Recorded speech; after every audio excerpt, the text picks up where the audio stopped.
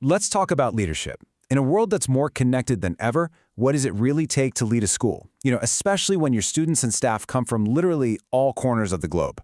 Today, we're going to dive into why having diverse leaders isn't just some nice to have, it is an absolute game changer for education. Okay, so imagine this. You're a successful school leader, you move to a completely new country, and all of a sudden you realize the playbook you've always used, it's obsolete. Well, that's exactly what happened to educator Avreeayl Womack-O'Neil. And this quote right here, this is the turning point, the moment he knew he had to write a whole new playbook, one that wasn't just for Western schools, but for a truly global community. So who's the person behind this powerful insight?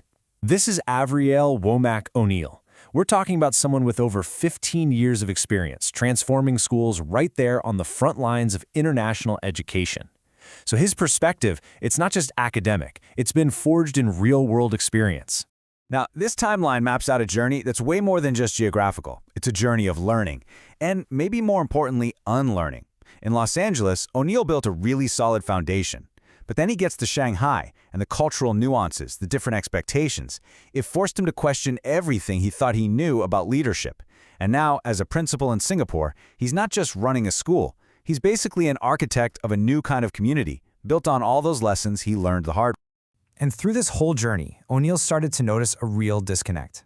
A lot of international schools were really trying for inclusivity, but he saw that their go-to approach was actually creating this invisible barrier, a huge gap between their good intentions and the day-to-day reality for their community. So what was that common approach? It was this idea of tolerance. Now, that sounds like a good thing, doesn't it? But as O'Neil came to see it, tolerance just means putting up with differences.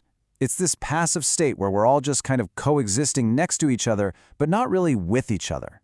This slide just lays out the difference so perfectly. On one side, you've got tolerance, it's passive, it keeps us separate.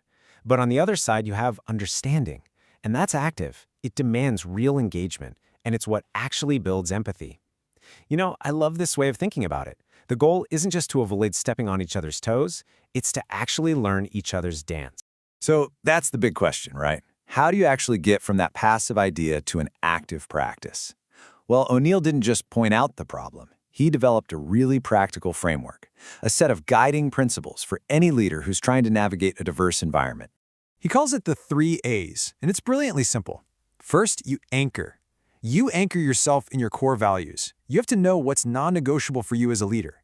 Then you adapt.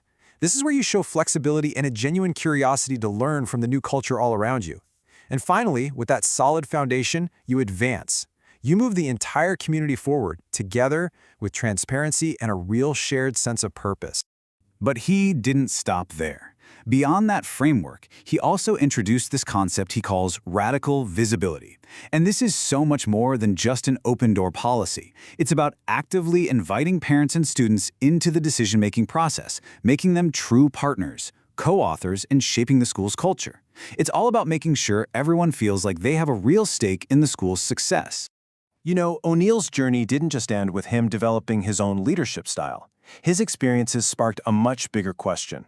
What happens when you have more leaders like him, leaders from all different backgrounds, in these international schools? What is the real, measurable impact on the entire community?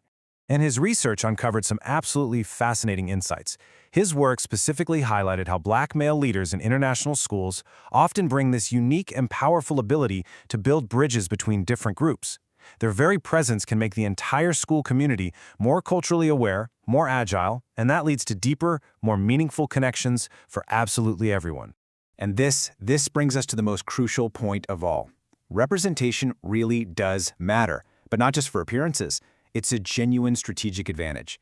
Diverse leadership brings tangible skills to the table, new ways of thinking, innovative problem-solving, and these unique coalition-building strategies that strengthen the entire organization and benefit every single person in it. And so that leaves us with a final thought for you. Take a look around at your own school, your workplace, your community. Whose voices are missing from the leadership table?